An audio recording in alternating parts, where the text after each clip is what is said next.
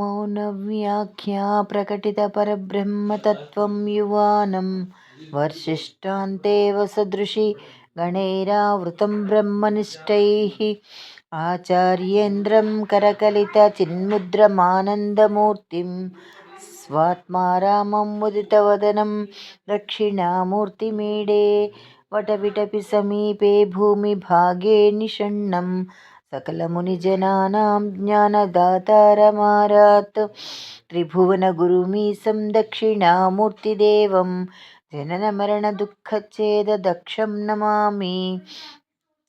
चित्रं वटतरोर्मूले वृद्धाः शिष्या गुरुर्युवा गुरोस्तु मौनं व्याख्यानं शिष्यास्तु छिन्नसंशयाः निधये सर्वविद्यानां भिषजे भवरोगिणां गुरवे सर्वलोकानां दक्षिणामूर्तये नमः।